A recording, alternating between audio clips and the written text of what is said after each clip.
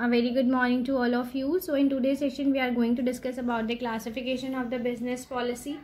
See, in the previous video lectures we have already discussed about the meaning of the business policy and the various features which deals with the business policy. Now today we are going to discuss about the classification of the business policy. See, you can classify business policy in the following manner. The first is on the basis of level of management. Management के level पे आपकी तीन तरह की business policy होती है. The first is top management policy, second is middle level management policy and the third is lower level management policy. ठीक, top level management policy की अगर मैं बात करती हूँ तो these policy are drive from the top management planning and top management comprises of the board of director like chairman, president, managing director, etc. These people are the ultimate level of the organization in the operation of the enterprises.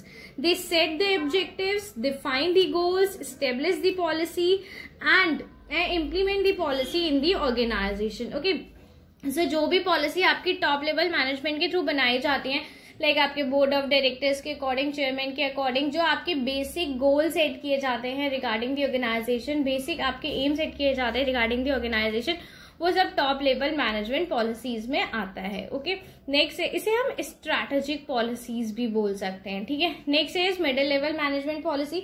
Middle level management policies क्या होती है? These policy are the outcome of the deliberateness of the executive at the upper middle and lower middle level. ठीक है, the upper middle management consist of the head of the personal administrative department like production manager, sales manager, financial manager, etc. These executives are responsible for research, finance, accounting and marketing, etc. They lay down the policy regarding the establishment of the organization, selection of the best suited executive, installation of the proper department, designing the operation policies, methods, techniques of production etcetera. Okay, यानी कि इन सारी ये आपके जो middle level management policy होती है, हम उसको दो पार्ट्स में कैटेगराइज कर सकते हैं. लाइक वो सारी पॉलिसीज आपकी अपर लेवल मिडिल मैनेजमेंट पे भी होती है, apply and middle level management में भी. अपर लेवल मैनेजमेंट में आपके कौन से आगे जितने भी आपके डिपार्टमेंटल हेड्स हो गए, ठीक है, उन्हें किसके रिगार्डिंग पॉलिसी से डील करते हैं?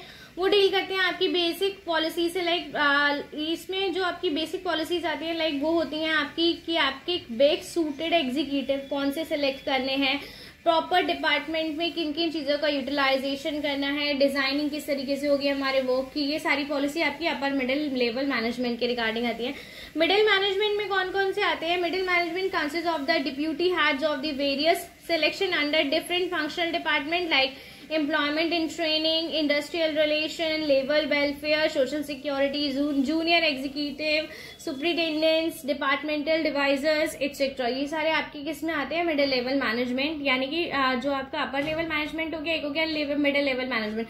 तो मिडिल लेवल मैनेजमेंट में आपके वो सारे हेड्स आगे जो आपके अपर लेवल मैनेजमेंट में जो लोग काम कर रहे हैं, जो आपके बेसिक हेड्स हैं उनके नीचे वर्क कर रहे होते हैं, वो सब मिडिल मैनेजमेंट पॉलिसीज के अंडर आते हैं. उनके रिगार्डिंग जितनी भी पॉलिसीज बनती है वो मिडिल मैनेजमेंट पॉलिसीज होती हैं. लोअर मैनेजमेंट पॉलिसीज की अगर मैं बात करती हूँ तो the lower level management people are man who have direct supervision over the working force in office, factories, sales fields, etc. They are directly related to the accomplishment of the task set for small subdivision of the whole enterprise.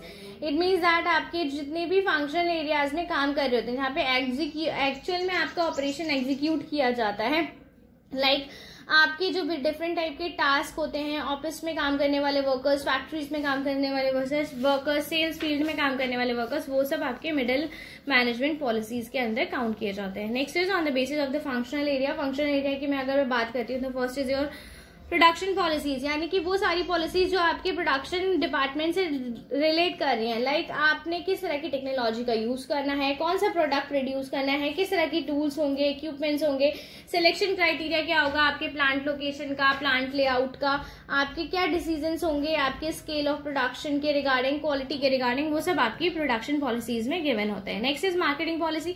Marketing policies like आपको marketing में कौन कौन सी strategies follow करनी है, आप market कितना कैप्चराइज करोगे, आपका मार्केट शेयर आप किस तरीके से गेन करोगे, आपकी मार्केटिंग स्ट्रेटेजीज क्या होंगी, आप अपनी सेल्स फोर्स कैसे रिक्रूट करोगे, उस चीज के रिगार्डिंग सारी पॉलिसीज आपकी मार्केटिंग पॉलिसीज में आती है. Next is financial policies. Financial policies basically आपके जितने भी फाइनेंशियल रिसोर्सेज हैं ऑर्गेनाइजेशन में, ठीक है, लाइक आपकी जो भी इंपॉर्टेंट फाइनेंशियल रिसोर्सेज हैं उनको आपको किस तरीके से मैनेज करना है, यानी शॉर्ट टर्म लोन्स लेने हैं तो उन्हें किस तरीके से मैनेज करना है, लॉन्ग टर्म्स लोन्स देने हैं तो उन्हें किस तरीके से मैनेज करना है, फंड का यूटिलाइजेशन किस तरीके से करना है, रेशियो किस तरीके से मेंटेन करके रखना है, वो सब आपकी फाइनेंशियल पॉलिसीज में गिवन होता है।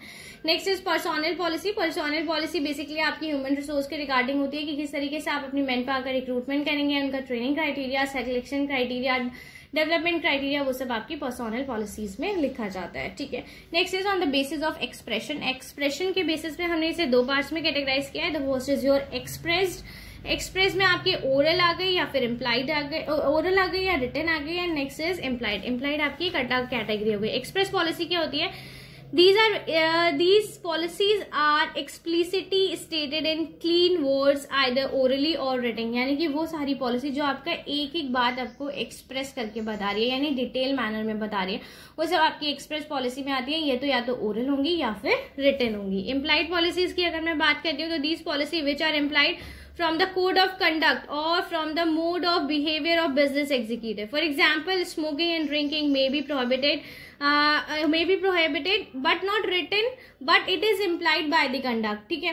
लाइक आपकी वो पॉलिसीज जो आपकी रिटन में नहीं है बट फिर भी आपके ऊपर इम्प्लाइड होती हैं, यानी कि आपको वो चीजें फॉलो करनी होती है, वो सब आपकी इम्प्लाइड पॉलिसीज में आती है। Like smoking and drinking work place पे अलाउ नहीं है, ये आपके बिजनेस पॉलिसी में लिखा हुआ नहीं होगा बट फिर भी ये चीज आपके ऊपर इम्प्लाइड होगी ही होगी, ओके।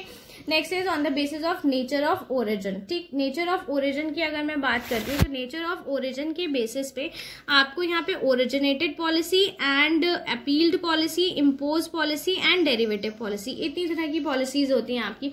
ओरिजिनल पॉलिसी कौन सी पॉलिसी होगी? इसे हम ओरिजिनेटेड या फिर ओरिजिनल पॉलिसी भी बोलते हैं। तो ये पॉलिसीज आपकी वो पॉलिसी होती है कंपनी की जिसमें आपकी कंपनी के बोर्ड ऑफ डायरेक्टर, आपके प्रेसिडेंट, जनरल मैनेजर डिसाइड करते हैं। जो कंपनी का बेसिक एम होता है वो आपका सारा ओरिजिनेटेड या ओरिजिनल पॉलिसी में आता है।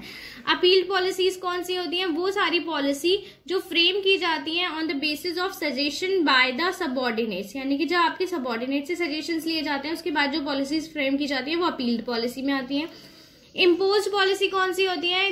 These policies are not voluntary accepted by the company but are imposed upon by the certain external forces such as government rules and regulation etcetera, यानी कि ये कंपनी खुद से अपनी विलिंगनेस के साथ इसको नहीं अप्लाई करती है, बल्कि पता है क्या होता है, इसके ऊपर कंपनी के ऊपर कुछ ना कुछ इम्पोजिशन होता है। लाइक गवर्नमेंट की पॉलिसीज है वो उसको फॉलो करनी ही करनी है, उसको ऊपर एक ऑब्लिगेशन है, तो वो सारी आपकी इम्पोज पॉलिसी में आती है। डेरिवेटिव पॉलिसी कौन सी होती है आपकी? These policy are generally derived from the company's basic major policies and are of operational in nature and आपकी ये सारी पॉलिसीज आपकी मेजर पॉलिसी से डिराइव होती है और ये ऑपरेशनल नेचर की होती है। लाइक आपकी जो मेन पॉलिसी होती है उसको सपोर्ट करने के लिए बाकी की जो पॉलिसीज बनाते हैं हम उन्हें डेरिवेटिव पॉलिसी में काउंट करते हैं। Next is on the basis of the scope of organisation. Scope of organisation में बेसिक पॉलिसी मीन्स जिसमें आपके नॉर्मल आपने कंपनी को क्यों स्टार्ट किया है वो सारी चीजें आपकी बेसिक पॉलिसी में गिवन होती हैं। जनरल पॉलिसीज आपकी डे टू डे आपके जो जितने भी ट्रांजेक्शन होते हैं उनसे रिलेट करती हैं। डिपार्टमेंटल और स्पेसिफिक पॉलिसी, यानी कि हर एक डिपार्टमेंट के लिए एक अलग तरीके की पॉलिसी बनाई जाती है, चाहे वो प्रोडक्शन डिपार्टमेंट हो, चाहे वो आपका मैन्युफैक्चरिंग डिपार्टमेंट हो या वो आपका फाइनेंशियल डिपार्टमेंट हो, तो उन सबके रिगार्डिंग जो पॉलिसीज बनाई जाती है वो डिपार्टमेंटल या फिर स्पेसिफिक पॉलिसीज कहलाती हैं, ओके। मैनेजमेंट के फंक्शन के अकॉर्डिंग अगर मैं लेती हूँ प्लानिंग पॉलिसी मीन्स अगर ऑर्गेनाइजेशन को कोई प्लानिंग करनी है किसी भी टास्क के रिगार्डिंग तो वो कौन सी पॉलिसीज बनाएगा? प्लानिंग पॉलिसी बनाएगा।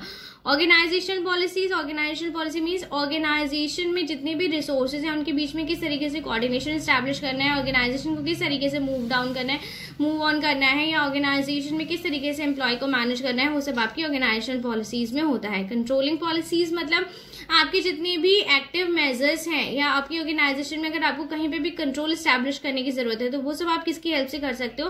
That will be implemented by the controlling policy, यानी कि आपकी ये कंट्रोलिंग मेजर से डील करते हैं कि ऑर्गेनाइजेशन को अगर किसी भी एस्पेक्ट में कंट्रोल करना है तो वो किस तरीके से कंट्रोल कर सकते हैं, ओके। आई होप आपको यहाँ क्लासिफिकेशन ऑफ बिजनेस पॉलिसी समझ में आया होगा। In case you have any doubt you can ask me any time. Thank you, have a good day.